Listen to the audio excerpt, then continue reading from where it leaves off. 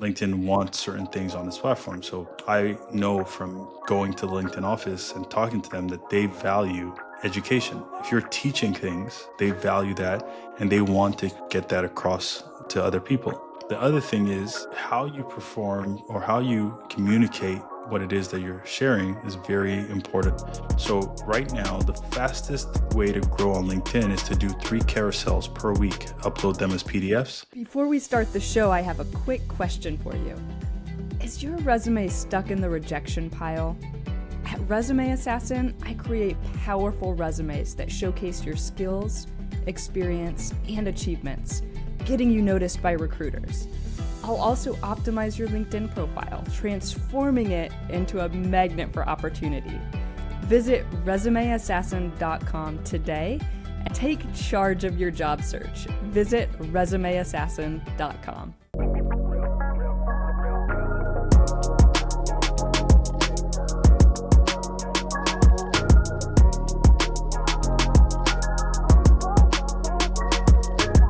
Tobi Oluwole, welcome to Recruiting Insider. Thank you. How are you? Good, I'm doing well. I'm so excited that you're here with us today. So Toby is going to break down how founders can make money using content on LinkedIn. So I have a ton of listeners who are small business owners, and I know a lot of you are also actively job seeking. And one thing that I've noticed is that many job seekers are also, kind of building up side hustles right now. It's kind of a culture of the side hustle, which is really exciting. I mean, really, and honestly, I think it's so incredibly smart because it's kind of like buying career insurance.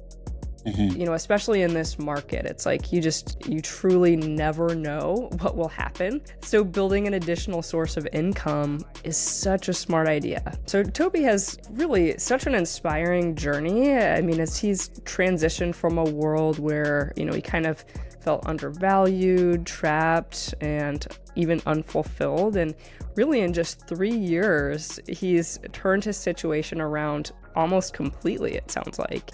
Generating over $1 million in revenue through impactful content on LinkedIn, while also, as he says on his LinkedIn profile, tripling his salary in a role that he absolutely loves. I mean, you're living the dream, honestly, Toby. So yeah, can you just walk us through your journey from, kind of feeling undervalued to generating over $1 million in revenue? Yeah, I mean, I always say I grew up with 2 parents that were entrepreneurs, and every year my parents started a new business, regardless of how well or how bad the last one was doing. So from very young, it was coded into me that failure is just part of life, like breathing.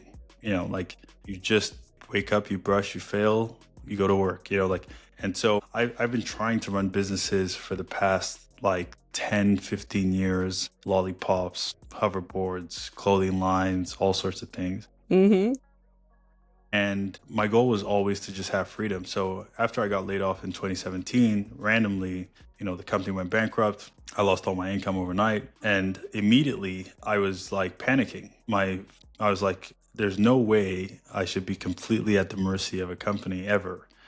And so I dedicated the next 6 years to 1, getting out of corporate, and 2, being able to live at the same standard, because I also knew a lot of broke entrepreneurs. So I kept trying different things. And then 2020, I just randomly made a post on LinkedIn.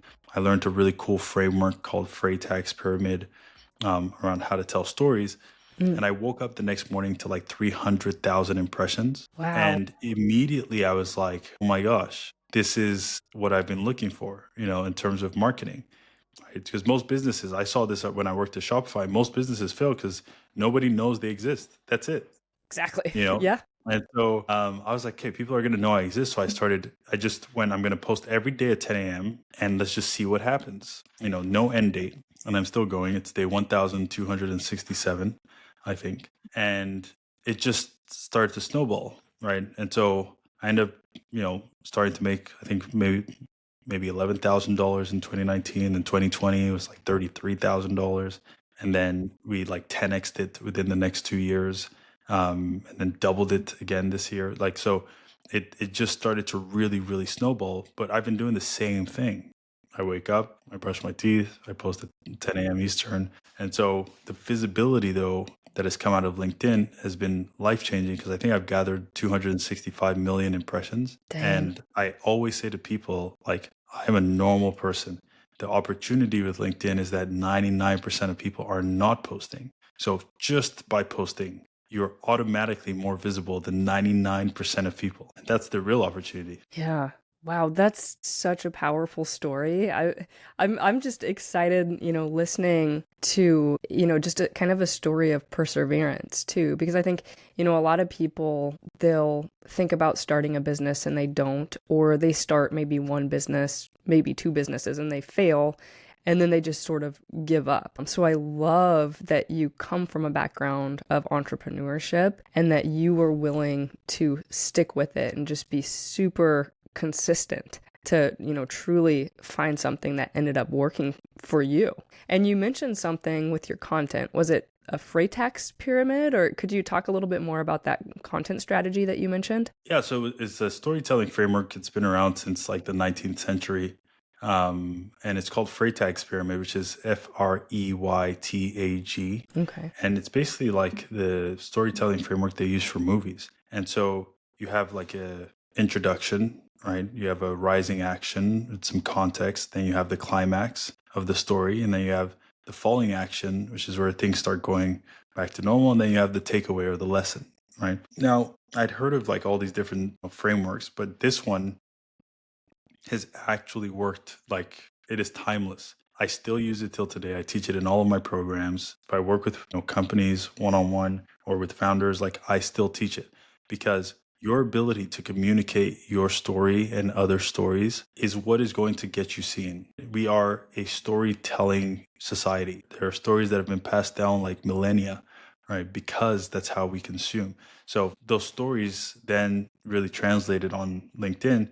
And I say to people, like, you text every day, you write emails every day. You've been writing since you were 4. All we're doing is creating a new box for you to share your thoughts, your experiences, your stories, and then staying consistent for 1,000 days. Like, being a mom is harder than that. Being a CEO is harder than that. Like being a doctor or accountant is harder than that. Like, these 8 to 10 lines on this very, very content deficient platform is enough to change the trajectory of your business and your life. Yeah.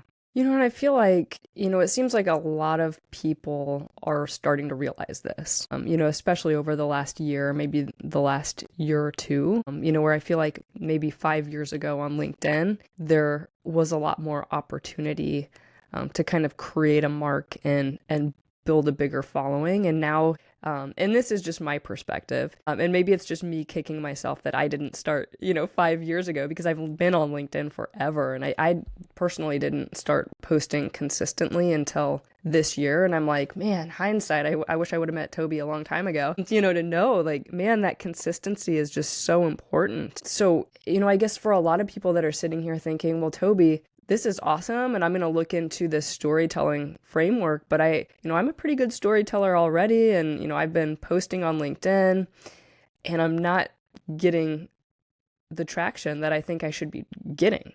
What would you tell those people? What could they change? What could they improve to start, growing more of a following and getting more engagement with their posts? Yeah, I mean, this is a big game. It's not real life. Like, LinkedIn is just a marketing platform.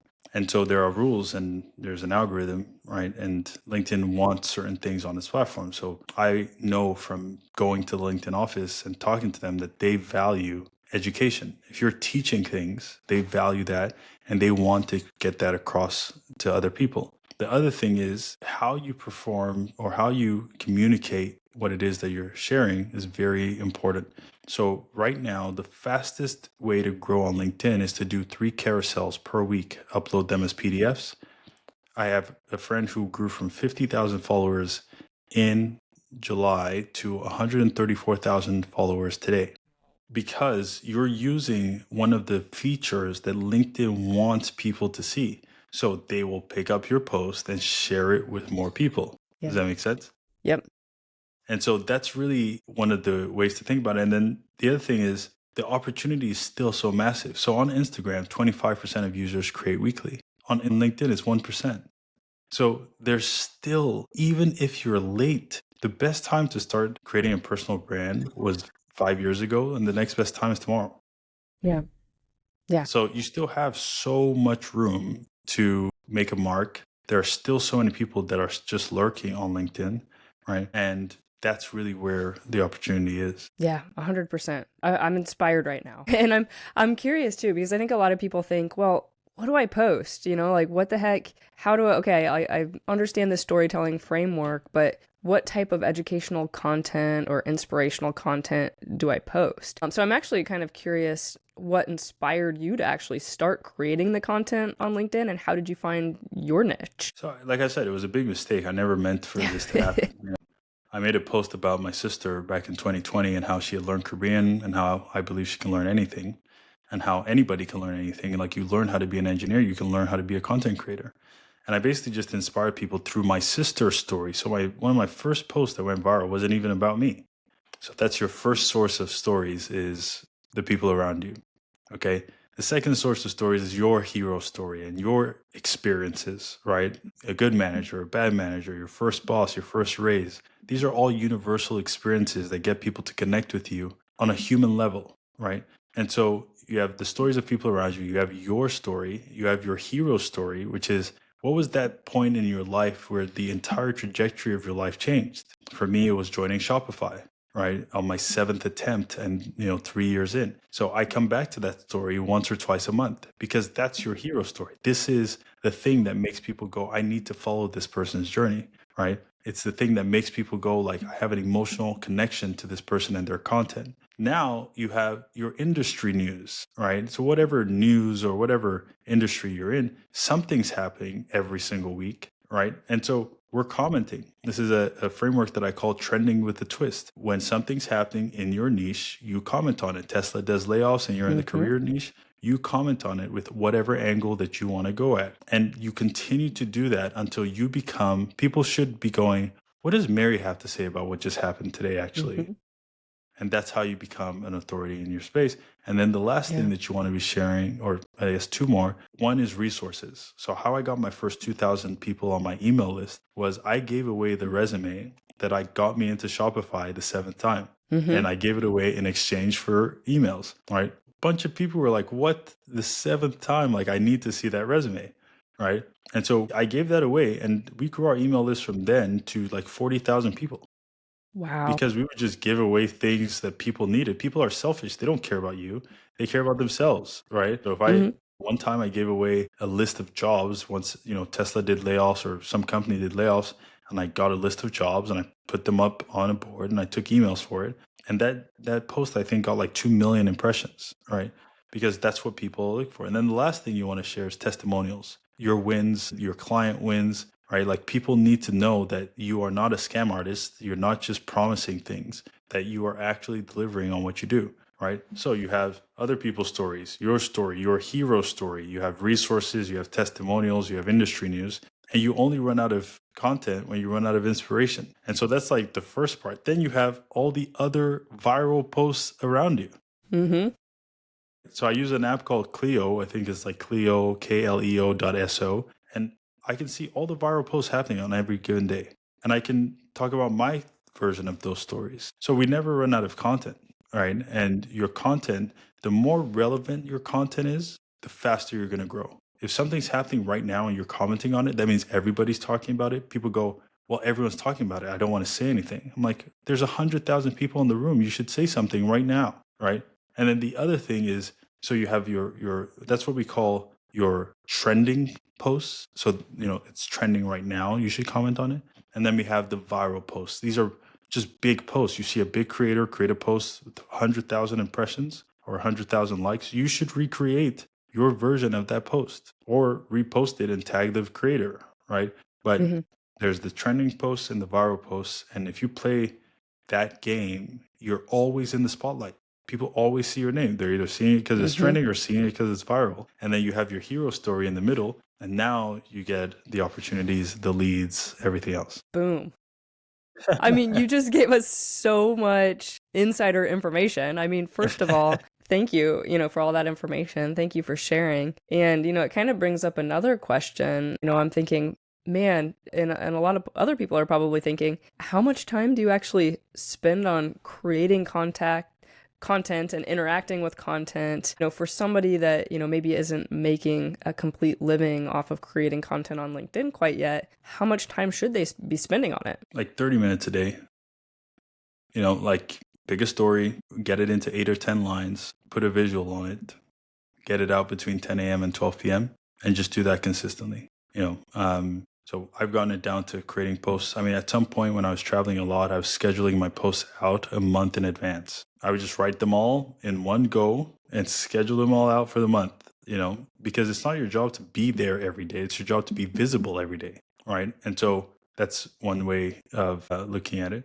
And the other thing is, if you're going to be creating content on a consistent basis, you're going to have to engage with the people, which I understand, but you don't have to respond to every single comment if you don't have the time to respond to every single comment. Pick 5 comments that are the most thoughtful and leave a thoughtful response, right? And so it's all about building a sustainable way of growing.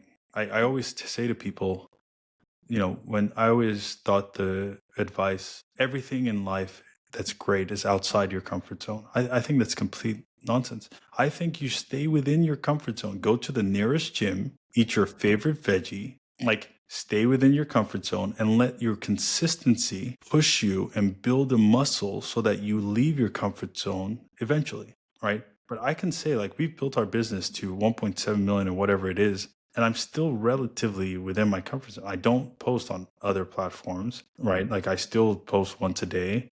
I have a very small team of 3 people, right? We found a way to stay within our comfort zone, but that's how big the world is. There's 4 billion people online and trillions of dollars. So even within your very small circle of influence, there's a couple $1,000,000 in there to be made, right? Yeah. And that's really where I see people go okay, I don't have to be great. I just have to be consistent. Mm-hmm. Yeah, I'm a huge advocate for being consistent. And that's, I feel like for myself, that's something that, I don't have a lot of skills, but if there's, one thing that I do have, it's just my ability to create habits, whether it's a good habit or a bad habit. I try to focus mainly on the good ones and just be really, really consistent with it, because it's not about a sprint. Because if you decide, today that you want to start a business and you go all in and you go all out and you sprint for an entire day, an entire week, an entire month, you're probably going to burn out. And if you fail or you have failures along the way, you're going to want to quit. And, whereas if you're consistent, you take small steps, you're very consistent, you do the same thing. Like Toby said, you do the same thing every single day. You go to the same gym, maybe you eat the same foods, you post at the same time. Over time, sometimes a lot of time, but over time, you're going to start getting small wins. And I am a huge, I'm very passionate about those small wins, because those small wins will compound over time. And Yes. Eventually you're going to be sitting in Toby's seat damn, I'm making $1.7 million a year and I have a team of 3, and it's all because I've done these really small, consistent things over time. And I think it's awesome that, you've gotten more comfortable along the way, where you didn't have to completely even step out of your comfort zone when you didn't want to. And I think that's the key too. You're making these decisions that are just leading to all of these great things, and it all comes down to that consistency. It's all about the consistency. Yeah. I say to my students, you never miss a day. You're not allowed to miss a day. You're paying a price today to be free for the next 40 years. Why would you miss a day? Yeah. And so, Yep. and I always say, go big or go home is how a lot of people ended up at home. Yeah. So sure. we want to stay small, move quick, and yeah, definitely stay consistent. Yeah. And I'm a big fan of, I'm not an over planner either. So, I'm a big fan of, if I have an idea, I'm just going to start today. Yes. I'm not going to take, months and months and months to figure something out, because you will figure it out along the way. So if you take the first step today, you're not going to be an expert. You're not going to be perfect at that, but you will figure it out along the way as long as you're consistent. Yeah. Exactly. So what are some strategies that have worked for you really on monetizing your LinkedIn presence? Yeah. Again, I didn't have a massive plan. I think I am living in the dream state of anything I could have planned, but I do always teach that, your job is to create content and then respond. right? And so we were creating content, and then one day someone reached out, "Hey, Toby, can you teach me how you grew on LinkedIn so fast?" I'm like, "Yeah, sure." And then you just throw a number out. Everyone's like, "Oh, what's the perfect pricing strategy?" I'm like, whatever the highest number in your head is, that's where you start. And so the only two times you're right when you're building an offer or like monetizing is when you have data or dollars. If you say like, "Hey, I want to, launch a brand new service," and I had a girl that came through my program, or a woman that came through my program. She wanted to launch a travel app, but she hadn't built it yet. There was no traction on it. So I told her, listen, create a Google form and let's do some posts on LinkedIn and tie travel to career. And let's see if people want what you're going to build. And with 8 posts on LinkedIn over 8 weeks, she got 6.5 million impressions starting from scratch, and a wait list for an app that did not exist of 20,000 emails. Oh my goodness. And I went, well, looks like people want it. You should probably go raise some money and go build it. How many followers did she have on LinkedIn? Did she have a lot or just a handful? 0. 0. Okay. Wow. That's 0. amazing. And 0 meaning like 0. Yeah. So, but you think of why LinkedIn is so special is like there's just 99% of lurkers, so just people going like, hey, I do want to try. She got picked up by BBC, Bloomberg, Business Insider, all within like 8 weeks, so I think it's understanding that you can create and validate ideas very quickly and respond very quickly. And then in terms of the monetization, if anyone ever reaches out to you and says, hey, I like, can you help with this? Or, I like what you're doing. Can you consult or coach me or whatever it is? Your answer is always, I'm building a wait list. Would you like to be on it? Because if you get a wait list going of people that say they want what you haven't built yet, you should build it. Right? Yep. And then you call the waitlist and say, I built what it is that you thought I was building or what you wanted, and you throw a number on it. If it's too high, everyone's going to say no. If it's too low, everyone's going to say yes. And so your pricing is a forever battle. I still mess with my pricing till today. 100%. Right? And so your job is to essentially validate through data or dollars as fast as you can. And when you have a good idea, then we scale. Yeah. Wow, I love that. And I love the idea of a wait list, a waiting list as well. This year I launched an AI enhanced resume builder, and I was listening to a podcast. It was the My First Million podcast, and that episode they were talking about building a wait list for a product, and I was like, that is the first time that I'd heard that, because I'm a service-based business, right? I'm a writer. I write resumes, so I had never launched a product before. But that's so smart, Toby, and you worked with your client to have her create a wait list for a product that, really was just a concept at the time, and to generate, see what kind of interest it generates. And, and maybe that was kind of an outlier, in terms of how much interest was actually generated, because it sounds like, dang, like an email list of 20,000 within 8 weeks is just insane. And I guess, to kind of dig into that just a little bit more, I'm curious, do you think it was the content from the posts that she was making that really helped generate that interest, or what helped her grow that list so quickly? Partially the content, but also the formatting of the content. She would send me her draft and I would edit it to be LinkedIn optimized, Got it. And so just out of my program, I've had people, I think we've had more than 150 viral posts come out of the program. Jeez. And it's like scientific. I've done 400 viral posts. Wow. Like scientific at that point, right? And so what we realize is it's not what you're saying, it's how you're saying it. How people consume content is often more important than the content they're consuming, right? And so we want to put great content into formats that are easily digestible and that LinkedIn wants to push. Yeah. Right.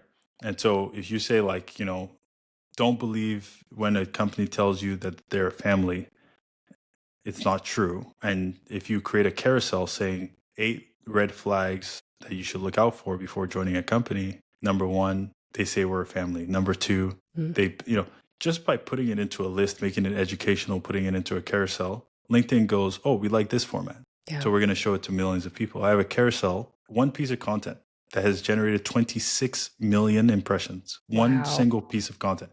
Because every time I post it, I've posted it 4 or 5 times. Every time I post it, LinkedIn's like, yep, we like this again. This is it.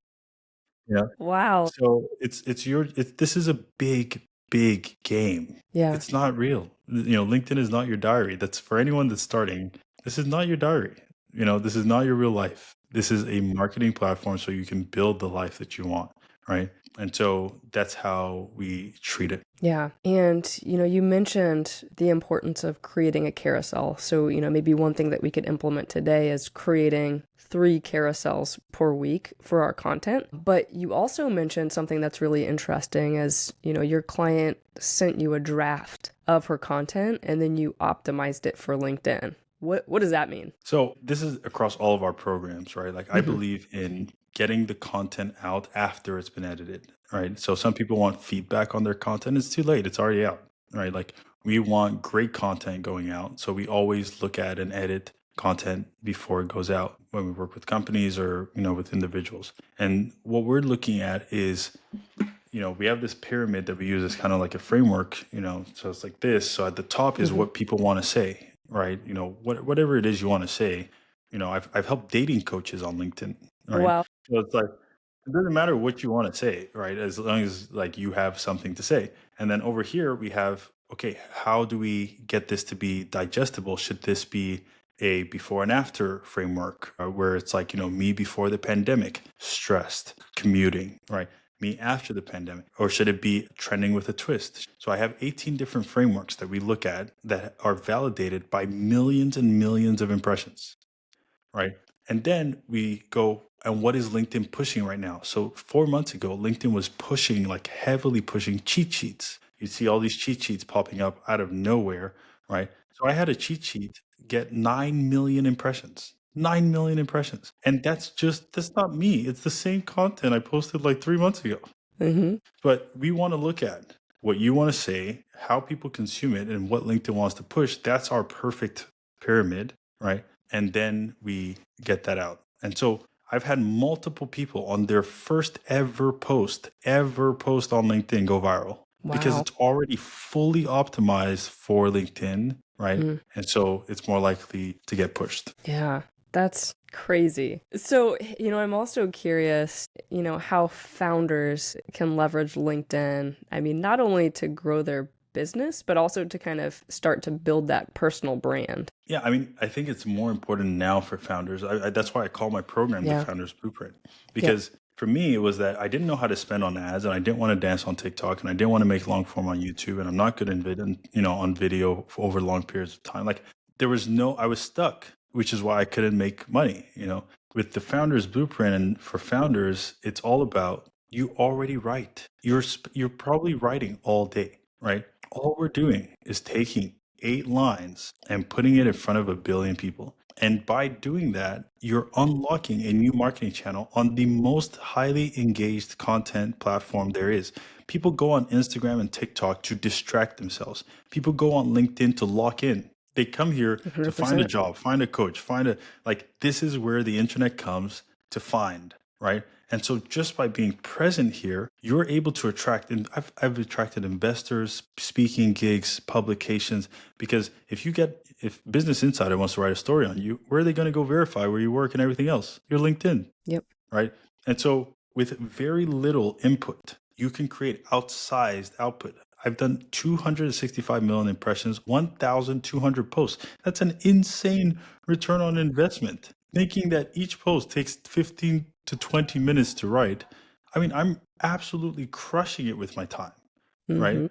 And that's why with founders, there is no better platform to write on, to share your thoughts on. Everyone's engaged here. There's 1 billion people, 100 million are there every single day. 1% of people are creating, which means just by writing, you join that 1%. And then everyone's here to make a decision. They want your service or offer or whatever it is, right? And now, so we didn't spend any money on ads for 3 years to make our million Wow. because there was so much traffic coming from LinkedIn, right? And that's what founders need to understand is then when we started spending money on ads, we were getting a 10x return on ad spend Wow. because we already had all the data. People would see me on Instagram and be like, I've seen him on LinkedIn. That's the power of that personal brand. It adds leverage to everything that you're building. And now, because you're the only one of you, now your prices can be a little higher because you're the only one, right? And so it's this massive ladder of leverage, right, that you can now start to use for your company. And you can also use it to launch multiple companies, right? So we have like 3, 4 companies running through my personal brand. Wow. And so that's really the goal for any founder is like, if you lose your company today and it's your only company, you're in trouble, right? But what if you had that personal brand that you could rebuild over and over? Yep. So, what took us Yeah. 5 years to make with my last company that we shut down in November took us 10 months to make in Yeah. this year.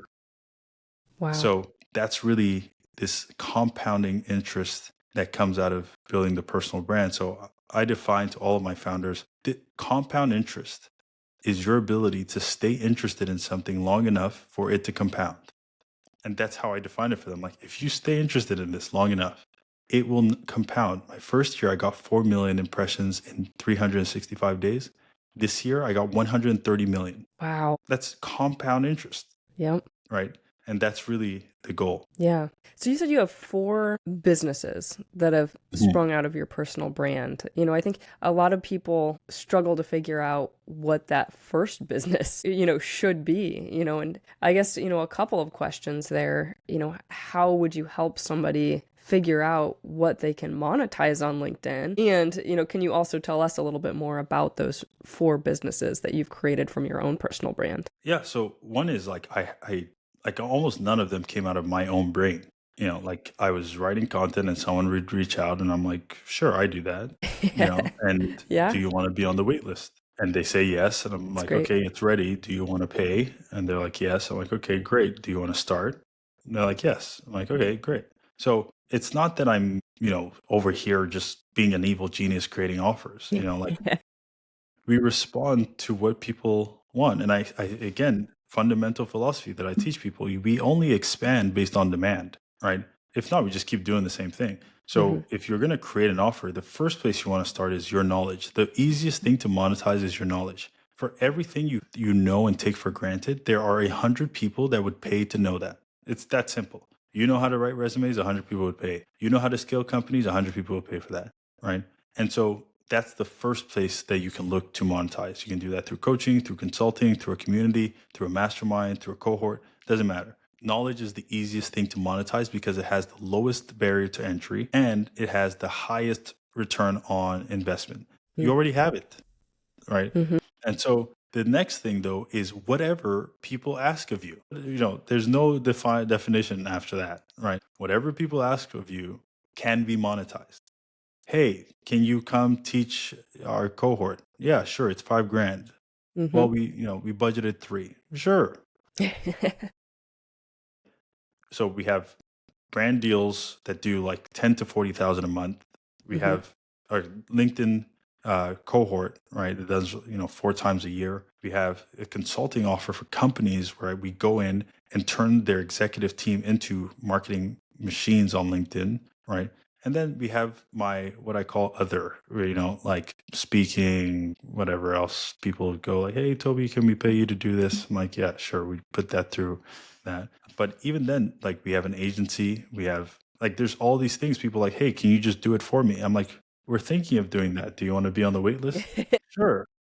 Okay, then we built and we build these things in like 48 to 72 hours Wow. because speed is where you make all your money. Like I teach in my cohort the law of diminishing intent. When someone reaches out to you, their intent is very high, right? And over the next 7 days, it dwindles to nothing. So if you talk to them on Monday and then you talk to them in 2 months, they don't want to talk to you anymore. It's gone, Mm-hmm. right? And so we build with very, very fast. We try to get there. And we also shut down things very fast. So if I build something and makes, we built an offer this year, did $60,000 in 1 month. And Mm-hmm. then we literally were like, this is causing so much chaos in our company. So we just shut it down. Yeah. Like, we're not going to be like, yeah, let's, kill ourselves for this money. It's like, no, like at the end of the day, we're building lives that we want to live. Yeah. And so part of me working, Tuesday, Wednesday, Thursdays is I always wanted more weekends than weekdays. I literally used to say that even when I worked in corporate. I want 4 weekends, or if that makes sense, 4 day Mm-hmm. weekend, Yep. 3 day work week, and Awesome. so that means that there are businesses I will not touch with a 10-foot pole. I won't do it because it just jeopardizes what we're actually. Wow. Talk about building a life of your dreams. That's so cool. So, kind of looking ahead then, you kind of mentioned previously on LinkedIn, what was kind of popping off was, these cheat codes. And now, we're seeing carousels or, more time, people are spending more time. The algorithm kind of likes that on LinkedIn. And more lately, I've seen, videos kind of popping off on LinkedIn. But I'm curious, from your perspective, what trends do you kind of foresee in content marketing on LinkedIn? I think LinkedIn is going to keep optimizing for video. And that's about all I see. I say to people, like when I go consult and all this stuff, I'm like, listen, I'm not that smart. If I was smarter, I'd be richer, so I'm not that smart. We respond as fast as we can. I've talked to people in LinkedIn that don't know what LinkedIn is working on because there's engineers and there's everybody else, right? Mm-hmm. So I'm not going to sit here and predict, but here's what I will say. That gap, 25% of people creating on Instagram, 1% creating on LinkedIn, that gap is going to get closed in the next 10 years. And whoever is in that gap with a tiny bit of real estate will make millions. Because it's just it's a massive shift. LinkedIn is going from career mode to creator mode. And the full-time job is looking less and less attractive. So now imagine like my team, we work 20-hour weeks to do what we do because we completely optimize the entire business. So Wow. why would I go work for $6,000, 160 hours a month when we can cut that in half and make double? Yep. Like that's really what people are starting to clock into. Yeah. Right. And so that gap is going to get closed. More people are going to start creating, and LinkedIn's going to be the biggest next move because you're just writing. I had the same picture for 4 years. I had the same picture. Nobody You just cared. changed it, right? I just changed it this I morning. noticed, yeah. So that's how great this platform is. You don't even have to show your face, and you can turn it into. I know someone personally that started building his LinkedIn 2 years in, signed a massive flagship brand deal for £1 million for 30 posts. That is insane leverage. And how many followers do they have on LinkedIn? Now they have about 800,000. Yeah. Right. Sure. So, but still 2 years, like That's it's crazy. less than, it's like a college degree worth of dedication, Wow. So it's just worth investing in. Like I pay my mom's rent and all this other stuff from my LinkedIn. It's completely changed my life because I've been investing for 4 years. But it's like anything else. You invest in Bitcoin for 4 years, like you reap the rewards, right? And so that's why I'm like so passionate about this. I'm like, you don't even have a choice in 2028 when that year arrives, and it will arrive, and hopefully everyone will be here to celebrate 2028. But you will either arrive at a destination that you predetermined or a destination that you're pissed about. And so you can start now. It's not about making it next year. It took me 3 years, 4 years of posting on LinkedIn, but 13, 14 years of building businesses to really get it right. Wow. I'm inspired. I hope everybody else is inspired. I've been creating content, but I'm like, man, Toby, I got to step my game up here. This has been amazing. Well, where can we find you on social media? Only place I am on LinkedIn. LinkedIn. So, Toby Oluwole. Send me a connection request and I'll say hi. Awesome. Toby, thank you so much for coming on today. No problem. Thanks for listening. I will be releasing episodes every Monday, so be sure to subscribe on the platform that you are watching this. Give it a 5-star review, and we'll see you next time.